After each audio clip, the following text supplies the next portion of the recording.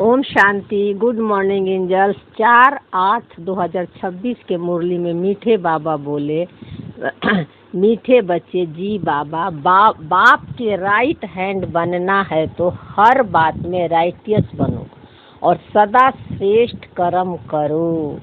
तो बाबा के right hand बनने का मतलब क्या है? बाबा का आत्मा समझना, बाप समान समझना। जो भगवान का नेचर है वो मेरी नेचर है, जो भगवान की गुण और महिमा है वो मेरी गुण और महिमा क्वालिटी है, जो उसकी क्वालिटी हो मेरी क्वालिटी है। ये समझ रखना ही बाप के राइट हैंड बनना। तो हर बात में राइटियस बनो। तो हर बात जब हम आत्मा हैं और पता है आत्मा का मूल नेचर साइलेंस है, निराकार, निरअहंकारी, निर्विकारी है, निरसंकल्प है, थॉटलेस, बॉडीलेस, स्टोरीलेस आत्मा है। तो जो भी विचार, संकल्प, थॉट, फीलिंग आ रहे हैं मन के अंदर, उससे अपने को अलग देखना, उसमें मैं और मेरा नहीं लगाना।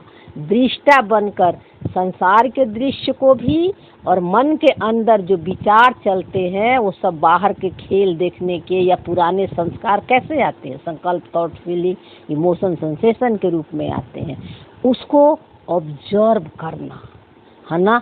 आत्मा ऑब्जर्वर है, हर विचार, संकल्प, थॉट, फीलिंग को ऑब्जर्व करती है, अनुभव करती है ना। वो है तो सारे अनुभव है, लेकिन जो अनुभव हो रहा है वो अनुभव मैं नहीं हूँ, वो मेरा सत्य नहीं है।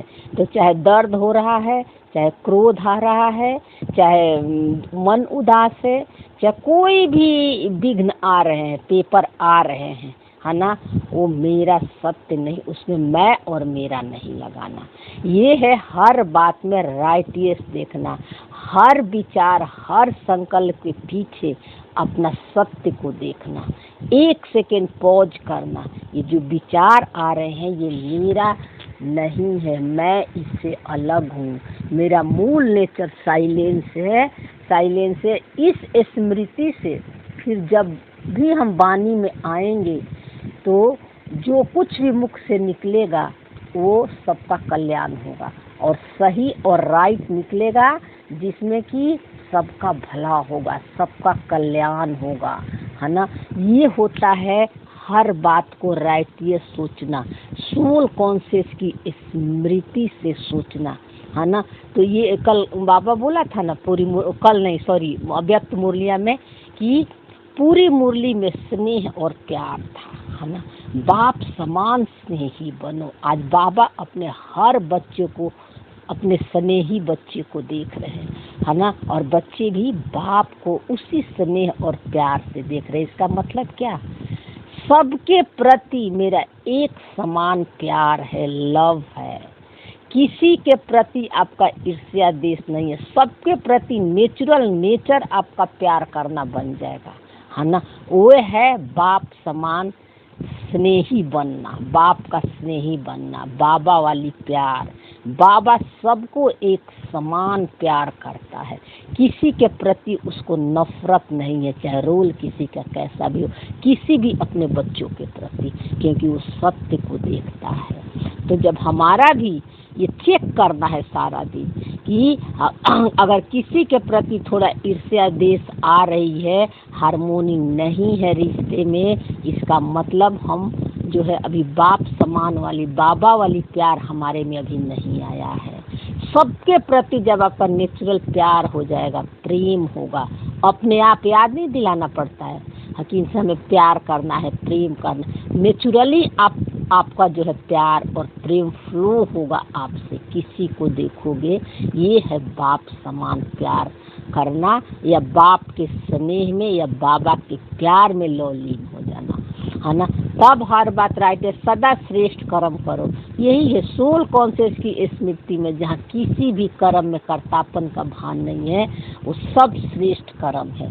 अपने सारे संस्कारों को खेल की तरह देखते हैं और कर्म जो हो रहा है वो सब कुछ बाबा करा रहा, ड्रामा अनुसार हो रहा है, मैं निमित्त मात्र हूँ। मेरे होने से सब कुछ हो रहा है, लेकिन जो सब कुछ हो रहा है, क्या हो रहा है? जो भी आप कर्म कर रहे हो, जो भी आपके मन में विचार संकल्प थॉट चल रहा है, ये सब ड्रामा अनुसार हो रहा है ना, लेकिन मैं इससे अलग हूँ। ये समझ रखना ही सदा श्रेष्ठ कर्म है। तो बाबा हर में सदा लगाता है कि सदा आपको अनुभव होना चाहिए, कभी कभी नहीं। तो प्रश्न में बाबा बोला कि कौन सा संस्कार सेवा में बहुत विघ्न डालती है, कौन सा ऐसा संस्कार है जो सेवा में विघ्न डालती है। तो देखो सबसे बड़ा संस्कार क्या है कि हम अपने स्वभाव को क्या कहते हैं, हर पुराने रावण के जो माया के या 63 जन्मों के जो संस्कार है उसको हमने अपना स्वभाव बना लिया है कि जो भी विचार संकल्प चाहे निगेटिव आ रहे पॉजिटिव आ रहे हैं उसको हम अपना स्वभाव मानते हैं। जो कि स्वभाव मानते हैं उसमें मैं और मेरा लगा देते हैं, तो इसीलिए सफरिंग भी करते हैं, दुख और सुख में आ जाते हैं, यानी बॉडी कॉन्शियस में आ जाते हैं। बाबा जब संस्कारों को अपना नेचर मान लेते हैं, उसमें मैं और मेरा लगा देते हैं, तो ये विघ्न डालती है। तो बाबा उत्तर में बोल रहा है कि भाव स्वभाव के कारण आपस में जो द्वैत मत के संस्कार हो जाते हैं, भाव मतलब मन के अंदर जो विचार आ रहा है ना, जो भाव भावनाएं आ रही है, तो उसको हमने क्या समझ लेते हैं, मैं और मेरा लगा देते हैं। द्वैत कैसे आ जाता है, बॉडी कॉन्शियस से, मैं शरीर हूँ और जो कुछ भी मन में विचार संकल्प थॉट फीलिंग अच्छे बुरे आ रहे हैं वो मेरा है, यानी ड्युअलिटी आ जाती है, दुख भी मैं हूँ सुख भी मैं हूँ। बॉडी से पहचान बनाने के कारण दैत वाले संस्कार आ जाते हैं। हर पॉजिटिव के साथ नेगेटिव आएगा, क्रोध के साथ जो है क्रोध के शांति के साथ अशांति आएगा, दुख के साथ सुख आएगा, है ना, खुशी के साथ जो है आपको जो है ईर्ष्या आएगी, है ना, स्नेह के सहयोग के जगह कंपटीशन का विचार आएगा। इस तरह करके सारे संकल्पों के द्वंद्व आ जाए, डबल डबल आ जाते हैं। हर संकल्पों का अपोजिट भी है, अपोजिट के निगेटिव आएंगे, निगेटिव के अपोजिट, ये दोनों सुख और दुख का जो है संस्कार आने लगते हैं। तो ये दोनों आपस में बाबा कहता है कि ये जो है आपस में जो दैत मत के संस्कार हो जाते हैं, यानी ड्युअलिटी आ जाती है ना। जब हम अपने विचारों को मैं और मेरा समझ लेते हैं, यानी स्व का मतलब होता है आत्मा और भाव का मतलब होता है ये जो विचार आ रहे हैं वो मेरा सत्य नहीं है, उसमें मैं और मेरा नहीं लगाना, उसको साक्षी होकर देखना, ये मेरा मूल नेचर है। ये भाव रखना जो है अद्वैत का संस्कार है। और जब उसे पहचान बना लेते हैं कि ये भाव भावनाएं मेरी है, तो द्वैत के संस्कार आ जाते हैं। तो द्वैत और जो है अद्वैत तो दोनों जो है बाबा कहते हैं कि फिर संस्कार आपस में टकराते हैं, ज्ञानी माइंड अज्ञानी माइंड, तो और यह सेवा में विघ्न डालते हैं। तो दो मतों में बहुत नुकसान हो जाता है, तो दो मतों में बहुत नुकसान हो जाता है। क्रोध का भूत ऐसा है जो भगवान का भी सामना करने में देरी न करे, इसलिए बाबा कहते हैं, मतलब क्रोध का भूत ऐसा है, बाबा कहते हैं कि भगवान को सामना करने में भी देरी न करे, मतलब आपको अपने सत्य से हटा देता है। इसीलिए क्रोध का इतना भूत जो होता है कि इतना कड़ा संस्कार होती है क्रोध वाली, इतने जल्दी क्रोध का संस्कार जाता नहीं है। क्रोध का बताते हैं कि कई तरह से क्रोध पूरा परिवार लेकर आता है। कोई ज़रूरी नहीं है कि आप चिल्ला रहे हो, बोल रहे हो मुख से वही क्रोध है। हिजिटेशन करना, आंखें दिखाना, भौवें ऊपर नीचे करना, दांत भीजना, ये कई तरह के सब क्रोध में ही आते हैं। तो बाबा कहते हैं कि क्रोध के जितने भी परिवार है, ऐसा भी है कि भगवान को भी सामना करने में देरी नहीं करता है, यानी जो है भगवान को भी जो है भगवान की भी सामना करने में देरी न करे, इसलिए बाबा कहते हैं मीठे बच्चे, यानी बाबा कहते हैं कि इसके बीज को जब तक नहीं जलाओगे तब तक वो भगवान की याद में आपको नहीं रहने देगा, यानी आपको सत्य में नहीं ठहरने देगा। क्योंकि क्रोध के बहुत छोटे छोटे अंश आते हैं, तो क्रोध को हमें ठीक नहीं करना है, क्रोध के बीज पर लाइट साइन करना है। और अपनों को जब भी क्रोध का संकल्प आए, मन में हेजिटेशन आए, खिंचाव आए, आप अंदर चले जाओ और अपना सत्य लाइट शाइन करो कि ये जो क्रोध का जो संस्कार आ रहा है ये किस रीजन से आ रहा है, ये क्या दिखाना चाहता है और क्यों आ रहा है। इसको पहले थोड़ा सा विचार करो कि ये क्या चाहता है, क्या इसके अनुसार काम नहीं हुआ, मन के अनुसार कि क्रोध करना चाह रहा है ना, क्योंकि मन बहुत कमज़ोर हो गया है। तो ये पहले समझ से उसको समझो और फिर उसमें मैं और मेरा मत लगाओ। हिजिटेशन का संस्कार आया, दांत खींचने का, आंखें दिखाने का, मोटे मोटे क्रोध को तो हम जीत जाते, लेकिन छोटी छोटी क्रोध है, किसी को घूर के देखना, भौवे दिखाना, कई तरह के सब क्रोध के ही वंशज है। तो इसके एक एक अंश को जलाना है। तो ये आप अंदर ही आपको फील करोगे। जब हम घूर के देखते हैं तो सामने वाला को तो पता लग ही जाता है, हमें भी पता लगता है कि अभी भी हम उसको क्रोध के दृष्टि से ही देख रहे, बोल नहीं रहे, लेकिन क्रोध के दृष्टि से ही देखते हैं। तो इसीलिए क्रोध का ऐसा भूत होता है कि जो है हमें अपने सत्य में नहीं ठीकने देता है।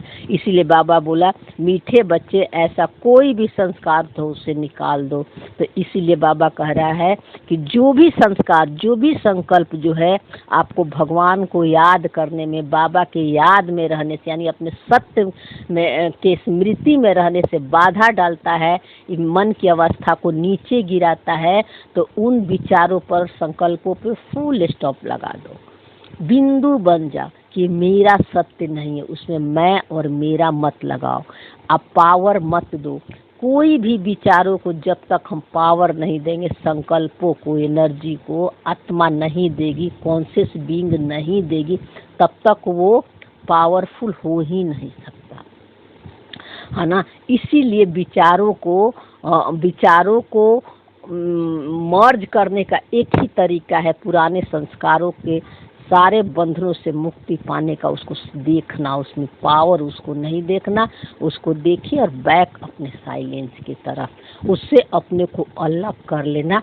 तो धीरे धीरे उन सारे विचारों की शक्ति कम होते जाती है और फिर आपको पता नहीं चलेगा कि आपको फील ही नहीं होगा दुख का। वो आएंगे और कोई गुस्सा करे, चिल्लाए, कोई कुछ बोले, आप दुखी नहीं होगे, आपकी मन की अवस्था नहीं नीचे गिरेगी। ये होता है नेचुरल प्यार। कोई कुछ भी कर रहा, उसके प्रति मेरा प्यार फ्लो हो रहा है ना। तो बाबा बोला कि इसलिए सारे संस्कारों को ऐसे समझ से अपने को अलग, उस संस्कारों से अपने को अलग कर लेना है।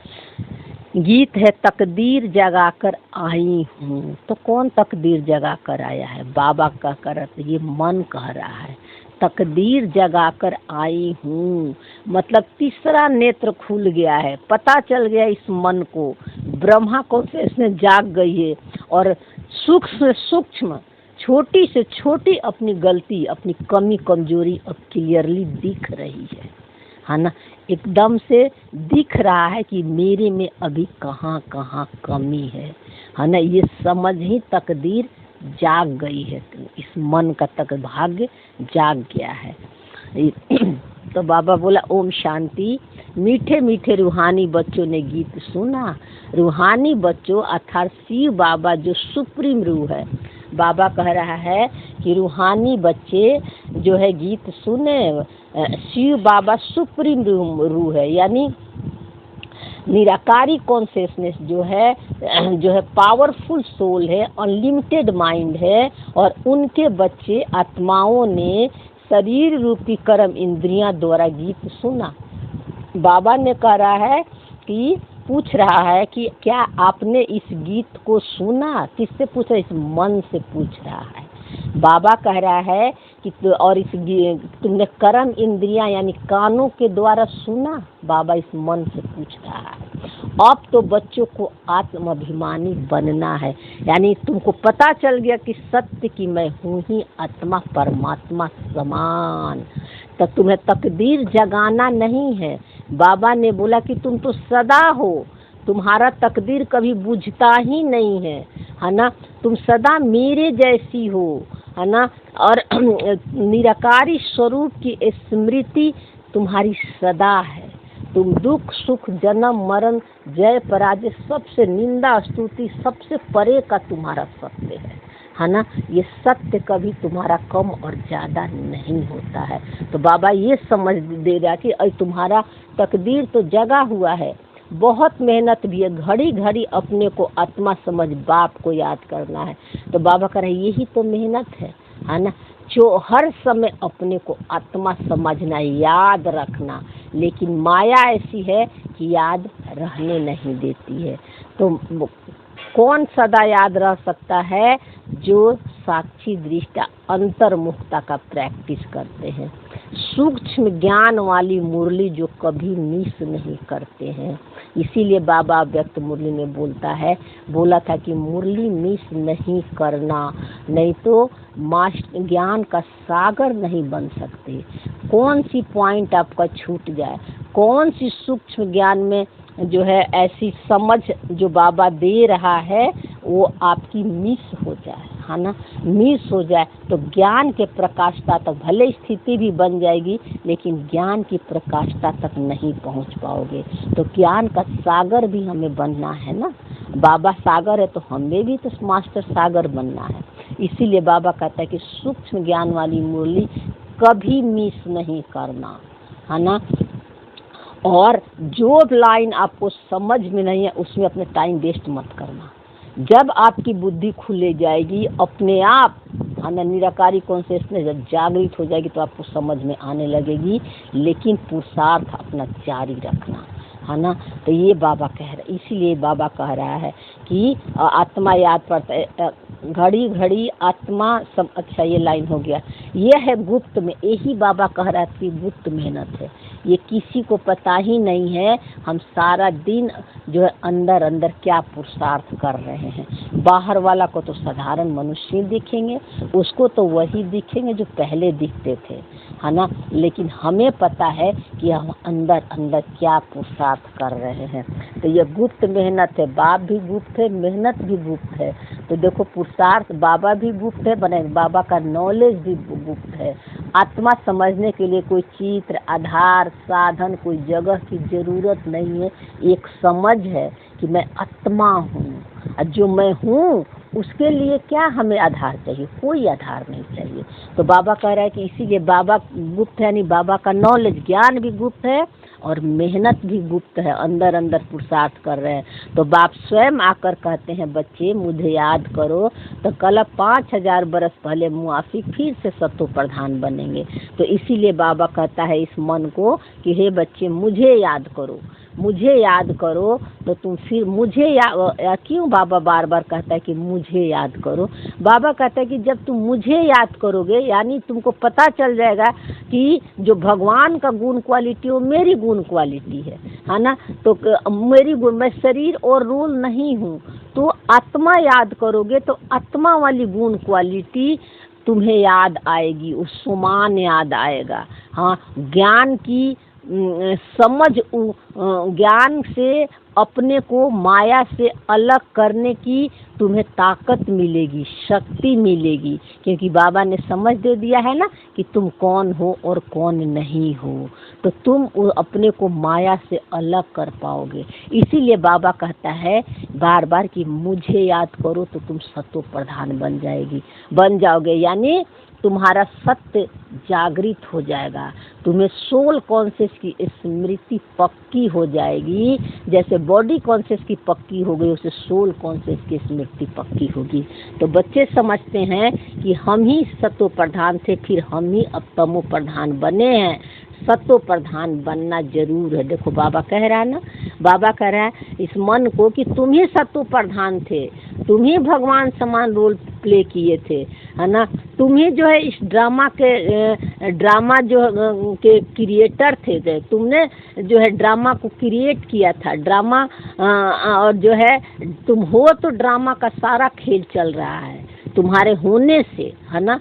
तो बाबा कह रहा है कि लेकिन और फिर जो है अब और तुम ही सत्व प्रधान थे। बाबा का जो पहले जो मन पुरुषार्थ किया था भगवान समान बनने के लिए, वही मन जो अभी भी पुरुषार्थ कर रहा है भगवान समान बनने के लिए, यानी अपने सोल कॉन्शियस की स्मृति में रहकर अपने को शरीर और अलग होकर देखने का पुरुषार्थ वही मन कर रहा तो वही मन सत्व प्रधान बनेगा, सब नहीं बनेगा।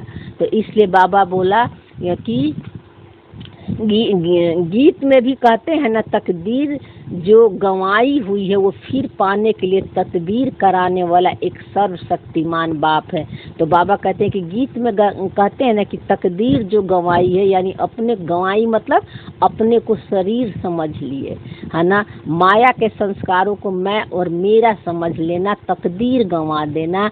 अब तुम्हें तदबीर कराने यानी तुम्हारे सत्य का दर्शन कराने के लिए, तुम्हारे सत्य को याद दिलाने के लिए सर्वशक्तिमान बाप आया है। यानी अब वो सर्वशक्तिमान यानी इस मन का जो बाप है, कौन है? निराकारी कॉन्शियसनेस। वो निराकारी कॉन्शियसनेस अब इस सकारी मन को जो है ज्ञान की समझ देकर इसका तीसरा नेत्र खोलकर इसके सत्य के सीट पर बैठा देता है कि ये तुम्हारा सत्य है।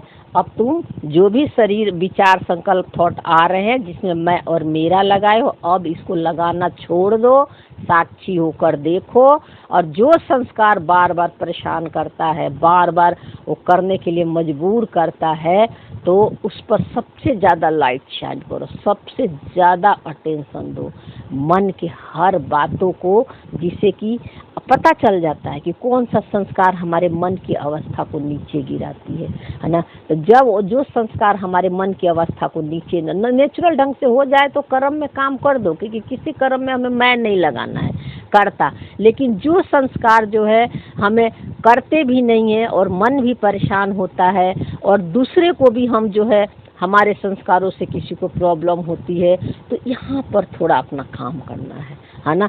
किसी के वैसा संस्कार है जो अपने संस्कार से परेशान है, तो हमको अपनी मन की अवस्था पर अटेंशन देना है कि हम अपनी मन की अवस्था को कम नहीं होने दें, है ना। उस समय पूरा अवेयर हो जाना है कि तो कैसे अवेयर होंगे, क्योंकि हर का संस्कार जो है आपको आपका अपना सत्य दिखाएगा।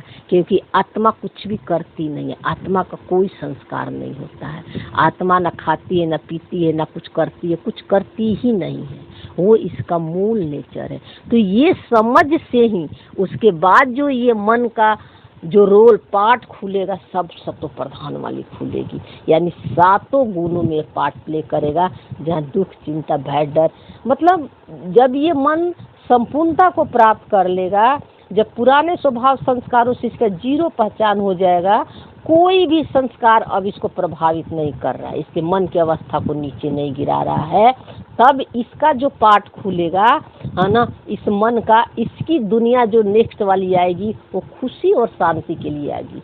पूरी दुनिया में हम सुख शांति नहीं ला सकते, है ना। देखो ब्रह्मा बाबा मामा इतना, वो लोग दादियाँ कितना लंबे साल तक सुख शांति उन्होंने पुरुषार्थ किया, कितना ज्ञान सुनाया, कितना मैसेज दिया, क्या दुनिया में आ गई सुख शांति? और अशांति बढ़ती गई। हमारी दुनिया सुख शांति वाली बन जाएगी जब नेक्स्ट पार्ट ये मन का खुलेगा तो।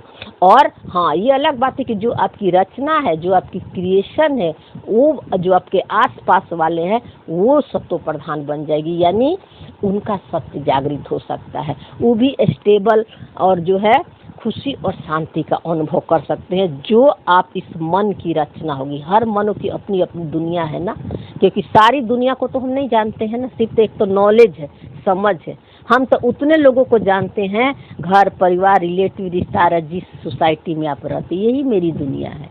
बाकी तो सब इन्फॉर्मेशन है, बाकी के बारे में तो यही हमारी दुनिया है ना। तो ये दुनिया, वो संसार इस मन को ऐसा मिलेगा जहाँ सब पॉजिटिव वाले होंगे, है ना, सब सुख देने वाले होंगे, है ना। ये होता है सुख, मतलब सोल कॉन्शियस की स्मृति से। तो बाबा बोला कि बाप बच्चों को समझाते हैं, हे रूहानी बच्चे, अब तकदीर बनाने आए हो स्टूडेंट। अब देखो यहाँ बाबा क्या कह रहा है, बाबा कह रहा है, इस मन को कह रहा है कि तुम तकदीर बनाने आए हो, पढ़ने आए हो। स्टूडेंट स्कूल में तकदीर बनाने जाते हैं ना, तो वो छोटे बच्चे होते हैं, तुम छोटे नहीं हो, तुम तो बड़े बुजुर्ग हो। तो बाबा कह रहे जो स्कूल में पढ़ने जाते हैं बच्चे, वो तो छोटे बच्चे, छोटे से ही पढ़ाई शुरू करते हैं ना, एकदम 1 फर्स्ट सेकंड थर्ड से। लेकिन बाबा कहते कि तुम यहाँ छोटे नहीं हो, तुम तो बड़े भी, शरीर बुजुर्ग हो, यानी शरीर जो है बूढ़ा हो गया है, जवान हो गया, क्योंकि ये ज्ञान सब तरह एज के लोग लेते हैं ना, बच्चे भी ले रहे हैं, जवान भी ले रहे हैं, बूढ़े भी ले रहे हैं, एज का कोई लिमिट नहीं है, क्योंकि ये शरीर का ज्ञान नहीं है, इसलिए कोई उम्र के लोग इस ज्ञान को ले सकता है। आत्मा बूढ़ी जवान नहीं होती, आत्मा यानी मन तो वही रहता है। तो तकदीर बना रहे हो ना, तो हाँ, कोई बूढ़े भी हैं, बुढ़ापे से जवानी में पढ़ना अच्छा होता है। तो बाबा कहते हैं कोई बूढ़े भी है, कोई जवान भी है। तो बाबा कहते हैं बुढ़ापे में पढ़ना, बुढ़ापे से जवानी में पढ़ना अच्छा होता है, जवान की बुद्धि अच्छी होती है। तो यह तो सबके लिए बहुत सहज है।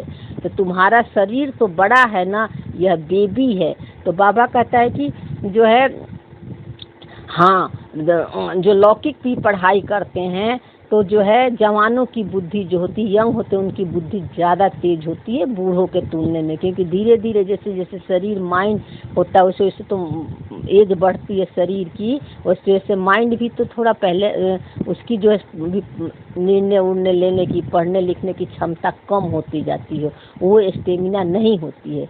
लेकिन बाबा कहता है कि यह तो सबके लिए सहज है। तुम्हारा शरीर भले बड़ा हो गया है, बूढ़ा है, किसी का जवान है, लेकिन अब यह बेबी है। यानी कौन बेबी है? ये मन जो है बेबी है, छोटा बच्चा है, इतना नहीं समझ सके क्योंकि ऑर्गन्स छोटे हैं। बाबा कह रहा है कि वो इतना नहीं समझ सकेंगे, वो छोटा बेबी, क्योंकि ऑर्गन छोटे हैं। लेकिन स्तुति, निंदा, सुख दुख, इन बातों को तुम समझते होगे। आत्मा तो बिंदी है। अब देखो बाबा यहाँ पूरा इस 3-4 लाइन के मुरली का निचोड़ हम बता दे रहे हैं कि बाबा ये कह रहा है कि जो है, जो सकारी में जो छोटे बच्चे होते हैं वो पढ़ने जाते हैं, है ना, तो वो स्कूल में पढ़ने जाते, छोटे बच्चे होते हैं, है ना, तो छोटे बच्चे होते हैं, तो वो जो है वो पढ़ाई हम जवानी तक ही ज़्यादातर लोग पढ़ते हैं, 25-30 साल के एज तक पढ़ के 30 साल तक। अब तो खैर किसी उम्र में भी लोग पढ़ रहा है, लेकिन मेन वही होता है, उस समय बुद्धि तीक्ष्ण होती है। लेकिन बाबा कहता है कि ज्ञान में तो सभी बच्चे, बूढ़े, जवान सभी पढ़ते हैं, क्योंकि आत्मा का ज्ञान है, शरीर का ज्ञान नहीं है। अगर शरीर बूढ़ा भी हो गया है, जड़ीभूत भी हो गया है, तो बूढ़े भी इस ज्ञान को ले सकते हैं, अपने को आत्मा तो समझ ही सकते हैं, परमात्मा को आत्मा समझ के याद कर सकते हैं। जो भी विचार मन में आ रहा है उसको कह सकते हैं कि ये मैं और मेरा नहीं है ना। तो बाबा कहते हैं कि मैं और मेरा नहीं है। और ज्ञान से, ज्ञान जब मिलता है इस मन को, तो ये मन जब जाग जाता है, जागृत हो जाता है, तो ये बाबा के न्यू बॉर्न बेबी बन जाता है, छोटा बच्चा बन जाता है ना। जैसे छोटा बच्चा को क्या है कि दुख सुख, माँ बाप जो कुछ भी उसको दिख रहा है और ना, उसको नहीं भान है, उस सोल कॉन्शियस की स्मृति में रहता है ना। उसको नहीं पता है कि कौन मेरा माँ बाप है, ये घर है, मेरा मकान है, ये मेरा शरीर है, उस सोल कॉन्शियस की स्मृति में रहता है। उसी तरह बाबा कहते हैं कि जब ज्ञान मिलता है तो तुम जो है न्यू बॉर्न बेबी बन जाते हो बच्चा को, बाप का, बाबा का। बाबा के अभी गर्भ में बैठे हुए हैं और सारा जो है ड्रामा का स्क्रिप्ट, संकल्प, थॉट, फीलिंग के रूप में आ रहे हैं और मैं उससे अपने को अलग देख रहे हैं। है ना, उसको साक्षी होकर देख रहे हैं, तो कोई भी माया का संस्कार जो है अब हमें प्रभावित नहीं कर रहे, पावरलेस होते जा रही है सोल कॉन्शियस की स्मृति में। तो बाबा कह रहा है तब स्मृति में तब तुम निंदा स्तुति सुख दुख इन बातों को तुम समझ सकते हो। तब हमें पता चलता है कि आत्मा का आर्गन छोटे बड़े होते हैं, शरीर छोटा बड़ा होता है, आत्मा तो वही की वही होती है। और आत्मा जन्म मरण सुख दुख जय पराजय इससे मेरा परे का सत्य है। तो आत्मा तो बिंदी है, बाबा कह रहा बिंदी है, उसका कोई संकल्प नहीं है। शरीर बढ़ता रहता, आत्मा तो एक, आत्मा तो सदा वही की वही है। वो कम और ज़्यादा उसकी गुण और क्वालिटी नहीं होती है। भले ही शरीर बच्चा बूढ़ा जवान होता है, चेंज होता है, ड्रेस एड्रेस से, आत्मा तो वही की वही होती है। तो कभी घटती बढ़ती, यानी इसकी गुण और क्वालिटी कभी कम और ज़्यादा नहीं होता है। उस आत्मा की बुद्धि के लिए बाप कस्तूरी जैसा सौगात देते हैं। तो बाबा कहता है कि आत्मा की बुद्धि के लिए बाप कस्तूरी जैसा सौगात देता। कस्तूरी क्या किसको कहते हैं? हिरन के नाभि में कस्तूरी है, और हिरन जो है खुशबू के लिए उसको बाहर भागता है, खुशबू लेने के लिए उसको लगता है कि कहीं बाहर से खुशबू आ रही है।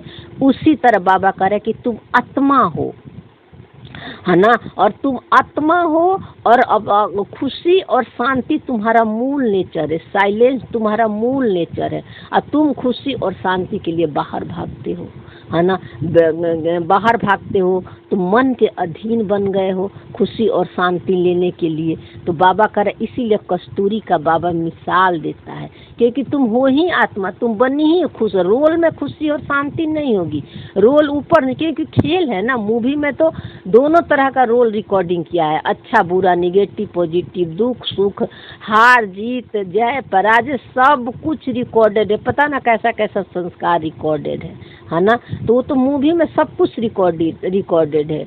लेकिन तुम आत्मा थोड़े बदलती हो, रोल बदलते रहता है ना, रोल तो चेंज होगा ही, है ना। इस जन्म में शरीर धारण करके कोई दूसरा रोल प्ले किए, तो दूसरे जन्म में शरीर मिलेगा कोई और रोल प्ले करोगे, क्योंकि संस्कार तो कैरी फॉरवर्ड होता है ना। तो जो संस्कार जैसा मिलता है उसी अनुसार से बॉडी मिलती है, आत्मा को पर्सनालिटी लेती है संस्कारों के आधार पर ही, क्योंकि बॉडी संस्कारों से बनी हुई है, संकल्पों से बॉडी बनती है, उसी अनुसार फिर ये रोल प्ले करती है। लेकिन आत्मा नहीं चेंज होती है, आत्मा तो वही की वही रहती है ना। तो कौन आत्मा नहीं चेंज होती है? मूल आत्मा चेंज नहीं होती है, और उससे निकला हुआ जो मन है, जो मूल मन है, ये चेंज हो जाता है ना। ये जो मूल मन हो ना, बाद में अपने को शरीर से पहचान बना लेता है ना, 2500 द्वापर से, है ना। तो इसके गुण और क्वालिटी कम नहीं होते, बस ये भूल जाता है ना। और जो भी स्क्रिप्टेड रोल को मैं और मेरा लगा देता है, दुख को भी मेरा कह देता है, सुख को भी मेरा कह देता है। इसलिए यहाँ पर अज्ञानता आ जाती है। इसीलिए इस द्वापर से कहते हैं कि अज्ञानता आ जाती है, बस यही फर्क है। तो बाबा बोला कि क्योंकि अभी तो बुद्धि बिल्कुल तमो प्रधान बन गई है, जो अब स्वच्छ भी बन रही है, चित्र तुमको समझाने का बहुत काम आते हैं। तो बाबा कह रहे अभी तो बिल्कुल क्षुद्र बुद्धि हो गई है ना। कलयुग के लास्ट एंड चल रहा है, तो जो कि पॉजिटिव में भी निगेटिव ही दिखता है ना। खुशी के साथ भी डर भी एकदम से साथ ही में आ जाता है। तो बाबा कह रहा है कि जो है यह चित्र तुमको समझाने का बहुत काम आते हैं। भक्ति मार्ग में देवताओं के आगे जाकर माथा झुकाते हैं, पूजा करते हैं। आगे तुम अंधश्रद्धा से जाते थे, शिव के मंदिर में जाते थे, तुमको यहाँ थोड़े ही पता था। तो बाबा कहते हैं इसलिए देवताओं के मंदिर में जो चित्रों को तुमको समझाने के लिए बहुत काम आते हैं। इसलिए बाबा कहते हैं कि मंदिर में जो चित्र बने हुए हैं अलग अलग देवियों को, है ना, जो कि अलंकारों से सजा कर दिखाया हुआ है, उस आधार पर भी तुम जो है लोगों को समझा सकते हो, समझ सकते हो कि कितना अंधश्रद्धा से लोग पूजा पाठ आज भक्ति कर रहे हैं। क्यों? कौन कर रहा है? ये मन कर रहा है सबका, क्योंकि अभी भी वो भगवान को अपने से अलग समझते हैं, बड़ा समझते हैं, दूर समझते हैं, है ना, कि कोई बहुत बड़ी जो अथॉरिटी है, हम उससे नीचे हैं। हीन भावना से भगवान को पूजा पाठ भक्ति करते हैं। तो बाबा कहते पहले तुम भी ऐसे ही जाते थे ना, अब तुमको अपना सत्य पता चल गया है, तो इस चित्रों के आधार पर भी बहुत कुछ तुम खुद भी समझ सकते हो, दूसरों को भी समझा सकते हो। फिर एक पॉइंट और इसमें बाबा ने बोला है फिर बाबा कहते हैं कि मोक्ष क्या है, यह भी बुद्धि में नहीं आता। तंग आकर कहते हैं मुक्ति में जाएं तो अच्छा है। वास्तव में मुक्ति धाम है, आत्माओं का रहने का स्थान। तो इतने सेंटर पर बच्चे जब जाते हैं तो हम नई दुनिया के लिए राज्य भाग लेते हैं। बाबा को युद्ध नई दुनिया नहीं, नई दुनिया का राज, बाबा हमको नई दुनिया का राज देते हैं। तो देखो बाबा कहते हैं कि दुनिया वाले क्या मोक्ष मांगते हैं, मोक्ष की वीडियो डाला हुआ है। मोक्ष किसी को नहीं मिलता है, ये पक्का समझ लो। चाहे वो एक जन्म ले इस सृष्टि पर, चाहे 2 घंटा ही उसका कलयुग के एंड में उसका पाठ हो, उतना समय तक जो वो पर्दे के पीछे रहेगा, साइलेंस में रहता है ना। उसका पाठ नहीं है उस मन का सृष्टि पर, है ना। तो इसलिए उसी को लोगों ने मोक्ष कह दिया।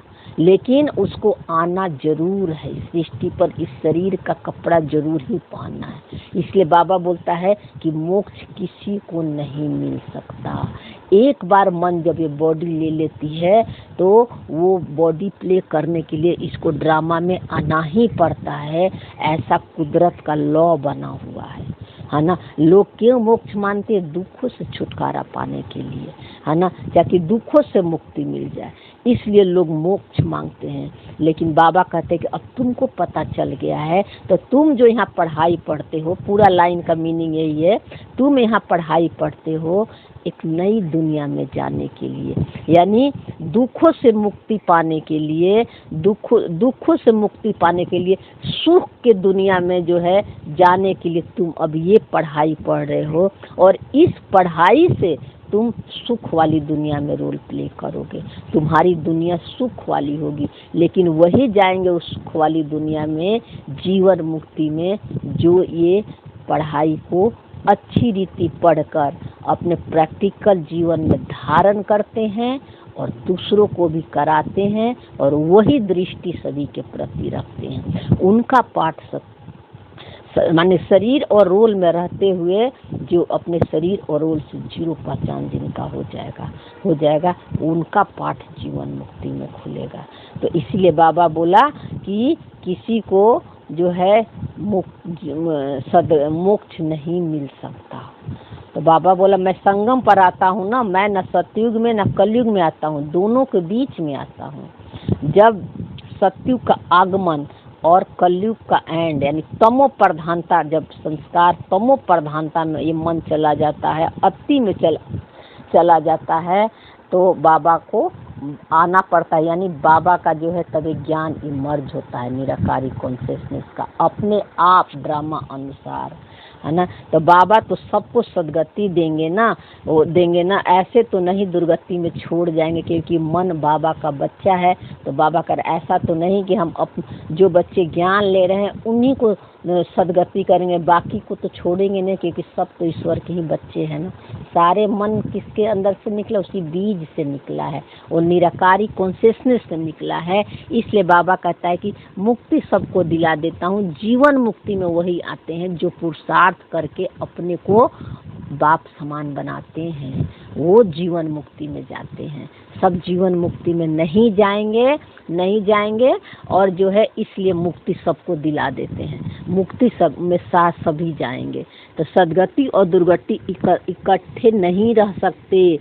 बच्चे जानते हैं यह पुरानी दुनिया विनाश होनी है, इसलिए इनसे प्यार नहीं रखना है। फिर बाबा बोला कि तुमको दुख के छुड़ाए हरि के द्वार ले जाता हूँ, यह ज्ञान की बात है। बाबा बोला मैं कल्प संग पर आता हूँ, तुमको दोनों दुखों से छुड़ाकर हरि के द्वार ले जाता हूँ, यह ज्ञान की बात है। हरि का द्वार ले जाता हूँ मतलब ऐसी दुनिया में ले जाता हूँ जो भगवान के द्वारा बनाई हुई वो दुनिया है, जहाँ सुखी सुख है, उसको हरिद्वार कहते हैं। लेकिन हरिद्वार जो है उसी के नाम पर जगह का हरिद्वार नाम रख दिया। हरिद्वार कृष्ण का द्वार, कृष्णपुरी उसको कहा जाता है। इसीलिए हरिद्वार यानी सत्युग को कृष्ण का द्वार यानी कृष्णापुरी कहा जाता है उसको, है ना। जो सत्य की दुनिया को कहा जाता है, न कि जो है हरिद्वार को हरि का द्वार कहेंगे। फिर बाबा करे अच्छे कहा जाता है, अच्छा उनके पीछे फिर लक्ष्मण झूला भी लगा देते हैं। तो पहले हरिद्वार आएगा, सत्यु को हरि का द्वार, सत्यु को हरि का द्वार का भगवान द्वारा बनाई हुई दुनिया है। यानी मन भगवान जैसा पार्ट प्ले करेगा, है ना, नारायण बनकर पार्ट प्ले करेगा, वो दुनिया जो भगवान का दुनिया बनाया हुआ है वो हरि का द्वार है ना, उसको कृष्णपुरी कहते हैं। फिर राम लक्ष्मण सब आदि दिखाते हैं। ये बात कोई नई नहीं है, वो तो ये सब कथा कहानियाँ है, सब बनाई हुई है। राम कितने भाई दे दिए, 4 भाई तो होते नहीं है, 4 8 भाई तो यहाँ होते नहीं है। ये बाबा कहते हैं कि राम को 4 भाई बना दिया, 4 भाई तो वहाँ सतयुग में होता नहीं है। राम को 4 8 भाई यहाँ पर कलयुग में होते हैं, सतयुग में 4 भाई नहीं होते हैं, है ना। तो राम जो होता है, राम का मतलब क्या होता है, जब ये मन आराम में बैठ जाए, पूरा रेस्ट में बैठता है ना, आराम करता है ना, वो उस दुनिया को राम की दुनिया कहते हैं, जब कोई इसको मेहनत नहीं करना पड़ता है। आराम क्या है, सोल कॉन्शियस की स्वरूप बनकर पार्ट प्ले करता है, वो जो है आराम की दुनिया है, राम वाली दुनिया है, राम बनकर पार्ट प्ले करता है, जहाँ मेहनत करने की जरूरत नहीं है। विचार किया और वो संकल्प वो बाहर में ऑटोमेटिक वो सारे काम हो गए और सारे काम सत्व प्रधान हो जाते हैं। तो बाबा कह रहा इसीलिए एक तरफ है अभी ईश्वरीय संतान, दूसरे तरफ है आसुरी संतान। तो ये अभी बाबा कह रहा है कि इसलिए ईश्वरीय संतान और आसुरी संतान अभी माने राम और रावण, अभी तो दोनों की लड़ाई चल रही है। राम आता है तो रावण भी पावरफुल बन जाता है। तो बाबा कहते हैं 2 ही संस्कार है, एक ईश्वरीय संस्कार, एक आसुरी संस्कार है। दोनों संस्कार कहाँ है, इस मन के अंदर ही है। दोनों संस्कार का रोल प्ले कौन करता है, ये मन ही करता है। तो अभी तो जो है बाबा बोला एक तरफ है ईश्वरीय संतान, दूसरे तरफ है आसुरी संतान। फिर बाबा बोला धारणा की पॉइंट में, पहले पॉइंट में बाबा बोला जैसे बाप दुख हरता सुख करता है, वैसे बाप समान बनना है, बहुत मीठा बनना है। जैसा बाबा दुख हरता सुख करता है, ऐसे बाप समान। बाबा दुख हरता सुख करता क्यों, माने बाबा के ज्ञान से समझ से मिल जाता है जब इस मन को, तो ये मन जो है अपने को दुख और सुख दोनों से परे कर लेते हैं। यानी हम माइंड बॉडी से अपने को अलग कर लेते हैं। चाहे दुख का संकल्प है चाहे सुख के संकल्प है, उसमें मैं और मेरा नहीं लगाते हैं, क्योंकि मैं आत्मा तो सदा सुखी है। उस दुख का संस्कार ही नहीं आत्मा का होता, वो सदा सुखी, शांति, प्रेम, आनंद, पवित्रता, वो मेरा मूल नेचर है। तो बाबा आता है, यानी बाबा के ज्ञान से हम दुख और सुख दोनों से परे चले जाते हैं और अपने साइलेंस की स्मृति में रहते हैं। तो उसके बाद जो इस मन का पार्ट खुलेगा, सुख वाला खुलेगा, है ना। तो ऐसे बाप समान बनना है, क्योंकि बाबा क्या करता है, सारे सबको सुखकर्ता के रूप में देखता है, यानी आत्मा को देखता है, उसके रोल को नहीं देखता है। सुख और दुख कहाँ है, रोल में है। और बच्चे रोल नहीं है, सोल है, तो सोल को देखता है।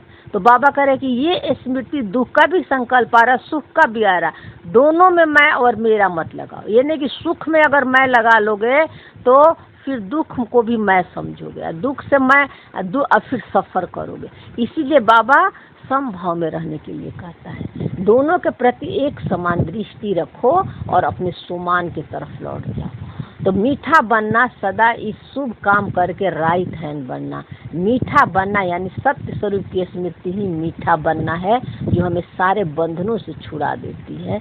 तो बाबा कहता है कि सदा शुभ काम करके राइट हैंड बनना, यानी आत्मा सोल कॉन्शियस की स्मृति में रहना ही शुभ, हर काम शुभ होते हैं, और वही है राइट हैंड बनना। दूसरी है धारणा में, कभी 2 मतें नहीं बनानी है, भाव स्वभाव में आकर 1-2 को सामना नहीं करना है। कभी 2 मतें नहीं बनानी है। 2 मतें हम कब बना लेते हैं, कभी अपने को आत्मा समझते हैं, कभी अपने को शरीर समझते हैं। तो जब आत्मा समझते हैं तो तब तो लगता है कि सब कुछ अच्छा है, अलग हो पाते हैं। कोई मन में ऐसे विचार, संकल्प, थॉट, फीलिंग आते हैं जो कि उसी के बारे में हम मंथन चिंतन करने लगते हैं, भूल जाते हैं कि हम आत्मा है। तो यहाँ दो मतें बन जाती है, कभी सोल कॉन्शियस की स्मृति, कभी बॉडी कॉन्शियस की स्मृति आ जाती है। तो बाबा कह रहे हैं कि भाव स्वभाव में आकर दो को सामना नहीं करना। भाव मन में जो भाव भावनाएं आ रही है, क्रोध के, लोभ के, ईर्ष्या के, देश के, मोह के, उनको में मैं और मेरा नहीं लगाना। भावना को अपना, भाव को अपना नहीं समझना, स्व के भाव में रहना। नहीं तो हम क्या बोल देते हैं, क्रोध तो मेरी नेचर है, क्या करें, मेरा तो संस्कार ही ऐसा है, मैं तो हूँ ही ऐसे। बहुत ईगो से बोलते हैं कि मेरी तो ऐसी नेचर है, मेरी तो नेचर है सफाई करने की, मेरी तो नेचर है अच्छा अच्छा खाना खाने की, मैं तो मीठा के बहुत शौकीन हूँ। बाबा कह रहे हैं कि ये सब इंद्रियां का सुख दुख, ये सब ड्रामा के अनुसार मिला हुआ है, रोल में, स्क्रिप्ट में तुम उसको मैं और मेरा लगा देते हो। स्व के भाव में रहो, स्व का भाव कि मैं आत्मा हूँ, और जो भी भाव भावनाएं आ रही वो मेरा नहीं है। वो सब हम दृष्टा होकर सब दृश्य को देख रहे हैं, ऑब्जर्वर हूँ, सब ऑब्जर्व कर रही हूँ, सब अनुभव करने की वो मेरा नहीं है। इस स्मृति में रहना, स्व के भाव में रहना, स्वभाव में रहना, है ना। तो बाबा कह रहा है कि तो हमें आत्मा का जो स्वभाव है उसमें रहना, शरीर के जो स्वभाव है तो बॉडी कॉन्शियस उसमें मैं और मेरा नहीं लगाना। तो बाबा कहते हैं कि स्वभाव, इसलिए भाव स्वभाव में आकर एक दो को सामना नहीं करना, क्रोध का भूत को निकाल देना। क्या करे, क्रोध मेरी नेचर है, हो गया, गलती हो गई, हाँ क्रोध करने आ गया, गलती हो गई, एक सेकंड बैक हो जाओ, उसमें मैं और मेरा नहीं लगाओ कि मुझसे गलती हो गई, नहीं, स्क्रिप्टेड था, साक्षी होके देखो, है ना। तो आप इसको प्रैक्टिकल करोगे तभी तो पता लगेगा ना। ये नहीं कि बार बार क्रोध हो रही है, बार बार गुस्सा आ रहा है, बार बार चिल्ला रहे हैं और जो है फिर कह रहे हैं कि क्रोध मेरी नेचर है, मेरी नेचर है। नहीं, क्रोध कम होने लगता है, खत्म हो जाता है एकदम से, धीरे धीरे। फिर वरदान में बाबा बोला, स्वयं की स्मृति में अपने हर कर्म को संयम बनाने वाली अथॉरिटी स्वरूप भव। स्वयं की स्मृति में, स्वयं की मैं आत्मा हूँ और हर कर्म को संयम नियम बनाने वाली अथॉरिटी, यानी जो कुछ भी कर्म हो रहा है और उसको कर्म को होते हुए देखने वाली हूँ, अकर्ता हूँ, और जो कुछ भी उसका फल मिल रहा, अच्छे और बुरे, है ना, दुख और सुख, निगेटिव पॉजिटिव, है ना, वो मैं भोगता नहीं, वो मेरा सत्य नहीं है। कर्म भी ड्रामानुसार हो रहा, फल भी ड्रामानुसार मिल रहा है, मेरा सत्य इन दोनों से अलग है। क्योंकि बाबा बोला था ना एक मुरली में कि तुम लॉ मेकर हो, तब तुम लॉ क्रिएटर बन जाओगे। हाँ, तो अभी हम मेकर बन रहे हैं। मेकर बनने के लिए क्या कर रहे हैं, हर संकल्प थॉट फीलिंग को मैं और मेरा नहीं लगा रहे हैं। उसके बाद जो है हम क्या बन जाएंगे, क्रिएटर बन जाएंगे सृष्टि का, है ना, सतो प्रधान वाली दुनिया फिर क्रिएट करेंगे। तो इस संयम नियम से अथॉरिटी स्वरूप भव, यानी समर्थवान आत्मा बन जाते हैं, शक्तिशाली आत्मा बन जाते हैं, बाप समान बन जाते हैं। माने अथॉरिटी यानी हमारी अनुभव ही हमारी पावर है, अनुभव ही हमारी सत्य तक पहुंचाएगी, अनुभवी जो है हमारी अथॉरिटी है। जब तक आप अनुभव नहीं करोगे तब तक आपकी शक्ति नहीं बढ़ेगी। तो ज्ञान को प्रैक्टिकल यूज करो, पेपर जब आ रहा है तब आपको पता चलेगा आपकी पावर की, शक्ति की, आपके गुणों की। तो बाबा बोला डिटेल में कि जैसे साकार में स्वयं की स्मृति में रहने से जो कर्म किया वही ब्राह्मण परिवार का संयम बन गया। तो बाबा का जैसे साकार में, है ना, स्मृति में रहने के जो कर्म किया वही ब्राह्मण परिवार का संयम बन गया। जैसे ब्रह्मा बाबा साकार में थे, जो भी काम किए ब्रह्मा बाबा निमित्त बनकर किए, सब भगवान करा रहा है, करण करावनहार परमात्मा है। उन्होंने कभी जो है अपने को आगे नहीं किया, है ना। ब्राह्मण परिवार यानी भाई बहनों को ही हर जगह आगे का, बाबा पीछे रहते थे। तो बात तो उस वही नियम बन गया ब्राह्मण परिवार में भी। तो अभी भी तो वही चल रहा है ना, ब्रह्मा बाबा के समय जो नियम सब चल रहा था। तो स्वयं के नशे में रहने के कारण अथॉरिटी से कह सकते हो कि अगर साकार द्वारा कोई उल्टा कर्म भी हो गया तो उल्टा कर देंगे। तो बाबा कह रहा है कि स्वयं के नशे में रहने के कि मैं आत्मा हूँ, हाँ, आप इस अथॉरिटी में रहोगे तो कोई भी सरकार में उल्टा कर्म भी होगा तो उल्टा कर देंगे, यानी उल्टा कर्म होगा तो उसके हम प्रभाव में नहीं आएंगे, उसमें मैं और मेरा नहीं लगेगा कि मैंने गलती की, है ना। स्व के स्मृति में जो कुछ भी हो रहा है ड्रामा अनुसार अच्छा बुरा हो रहा है, कर्म हो रहे हैं, लेकिन रिजल्ट जो कुछ भी आए वो मेरा सत्य नहीं है, क्योंकि जब मैं कर्म ही नहीं कर रही हूँ, कर्तापन की भान नहीं है, तो मेरे में तो हम भोगने वाली भी नहीं, उसका फल भी भोगने वाली नहीं। तो इससे आत्मा की शक्ति की पता चलती है, पावर की पता चलती है। अगर कोई गलती हो जाती है तो उसके गिल्ट पछताप में चल जाते हैं, उसी के बारे में मंथन चिंतन करते हैं, तो एक तो उतना समय तक सोल कॉन्शियस की स्मृति नहीं रहती है, और दूसरा मन की अवस्था भी नीचे गिर जाती है। तो बाबा कहते हैं स्वयं के स्वरूप के स्मृति में रहने से नशा रहता है कि कोई कर्म उल्टा हो ही नहीं सकता। सोल कॉन्शियस की स्मृति में रहने से कोई कर्म उल्टा नहीं हो सकता। उल्टा तभी होता है जब हम भूल जाते हैं, जब हम विचारों के मंथन चिंतन में घुस जाते हैं। कोई संकल्प आता है तो उसी के बारे में सोचने लगते हैं, तब हम भूल जाते हैं, अलग नहीं कर पाते हैं। तो आप बच्चे भी जब स्वयं के स्थिति में स्थित रहो तो जो संकल्प चलेगा, जो बोलेंगे, कर्म करेंगे, वो सब संयम नियम बन जाएगा। इसलिए बाबा बोला कि स्व की स्थिति में रहकर सारे कर्म को होते हुए देखो, जो बोल रहे हो, कर रहे हो, उससे अपने को अलग करके देखो। मैं कर रही हूँ, कर्तापन का भान मत ले आओ, तो ये संयम नियम बन जाएगा।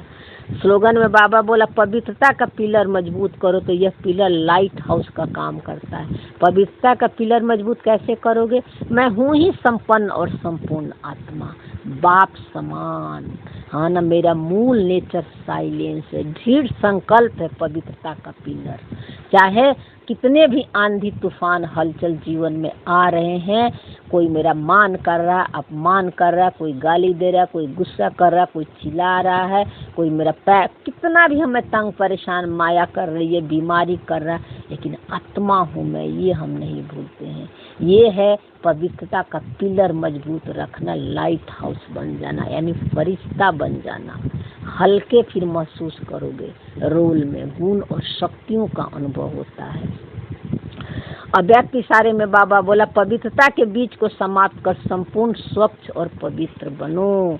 तो बाबा बोला कि अगर बुद्धि में अशुद्ध संकल्प पुराने संकल्प के रूप में भी टच होते हैं तो संपूर्ण वैष्णव नहीं बन सकते। अगर बुद्धि रूपी झोली में कोई भी माया के सूक्ष्म संकल्प भी आ रहे हैं और उसमें मैं और मेरा लगा दिए तो शुद्ध वैष्णव नहीं बन सकते। शुद्ध वैष्णव यानी विष्णु समान बनने का मतलब कि सूक्ष्म से सूक्ष्म संस्कार भी आ रहे हैं, उसको भी देखकर और उससे भी अपने को अलग देखना। मोटे मोटे से तो अलग कर लेते हैं, लेकिन छोटे छोटे सूक्ष्म रूप से संकल्प जो विचार मन के अंदर आते हैं, जिस पर कि हमें काफ़ी अटेंशन देते हैं। पहले तो कई लेवल पर हम सूक्ष्म ज्ञान में भी अपने संकल्पों को देखते हैं। मोटे मोटे लेवल में तो बहुत इजी देखते हैं, लेकिन उसके बाद भी थोड़ा उससे कम दिखेगा आपकी कमी, फिर उससे कम, फिर उससे भी कम दिखेगा। ये एकदम प्रैक्टिकल चीज़ है, आप करोगे तो आपको अनुभव भी लगेगा। तो बाबा वही बोला कि शुद्ध वैष्णव बनने के लिए एकदम बेफिक्री और निश्चिंत, जैसे विष्णु को दिखाया हुआ है ना। प्राकृतिक भी उथल पुथल मचा रही है और ऊपर से 5 कर्म इंद्रियां भी अपना का प्रभाव फोर्स में है, अपने तरफ खींच रहे हैं 5 कर्म इंद्रियां, लेकिन निश्चिंत और बेफिक्र है। वो अवस्था होता है विष्णु समान शुद्ध वैष्णव बनना। तो ये बाबा कह रहा है कि इसलिए जैसे कोई अकर्तव्य कार्य देखता है तो देखने का असर हो जाता है, उसका भी हिसाब बन जाता है। तो जैसे भी कोई विचार आ रहे हैं, मन में संकल्प आ रहे हैं, उसको लंबे काल तक जल्दी से फुल स्टॉप नहीं लगाते हैं, उसी को देखते जाते हैं, मंथन चिंतन करते जाते, उसी में डूब जाते हैं, तो उसका हिसाब किताब बन जाता है। यानी उतना देर आपका जो है मन की अवस्था नीचे गिर जाती है। जो पावर अभी आपने बढ़ाया था अलग होकर देखने का, उतनी शक्ति फिर कम हो गई और उतना वहाँ हिसाब किताब बन गया। तो वो अभी कई बार फिर आएगा, वो संस्कार आपको परेशान करेगा। तो इसीलिए बाबा कहता है 1 सेकंड में फुल स्टॉप लगा दो। तो होता है कई बार ऐसे ऐसे विचार आते हैं, मन में फिर अचानक आता है बात कि अरे अगर इस समय शरीर छूट जाए तो हम तो किसका याद कर रहे हैं, कौन सी विचार किसके बारे में सोच रहे हैं। तो ये सब चेक करो अकेले बैठकर साइलेंस में कि मन में के अंदर क्या क्या चल रहा है। इस हिसाब से तो एक दिन इसी मन को साइलेंस में जाना है, यही मन साइलेंस में डूब जाएगा, मर्ज हो जाएगा जाके निराकारी कॉन्शियसनेस में, दोनों एक हो जाएंगे। इसी मन को साइलेंस तक पहुंचाना है। तो ये तभी होगा जब इसके अंदर विचार आ रहे, इससे अपने को भी अलग करके देखेंगे इसी मन को। तो इस हिसाब से सोचो तो पुराने संस्कार अशुद्ध संकल्प बुद्धि में अगर टच होते तो संपूर्ण वैष्णव संपूर्ण पवित्र कैसे कहेंगे। अभी भी अशुद्ध सूक्ष्म संकल्प अगर टच करे, आपको अपना लग रहा है ना, और जो है आपको दिख नहीं रहा है, तो बाबा कह रहे तब आप संपूर्ण वैष्णव नहीं बनेंगे। तो इसीलिए हमें छोटी से छोटी गलतियां हमें नहीं दिखती है, तो सामने में कोई व्यक्ति हमें अपना ऐसा एक्टिंग करके दिखाता है ना, कि दिखाता है कि अभी तुम्हारे अंदर क्या क्या कमी है। वो कुछ गलत कर्म करेगा और हमें पता नहीं चलता, तब उसकी कर्म को देखकर, उसके रोल को देखकर फिर हम अपने अंदर जाते हैं, है ना। उसके बारे में अगर विचार चलने लगता है तो तब पता चलता है कि अच्छा मेरे में अभी कमी है किसी को गलत देखने का, है ना। किसी को रोल को ही हम अभी भी रोल को देख रहे हैं, सोल नहीं देख रहे हैं, ये समझ दिलाता है। तो ये बाबा की आज की मुरली थी। ओम शांति। थैंक यू बाबा, शुक्रिया।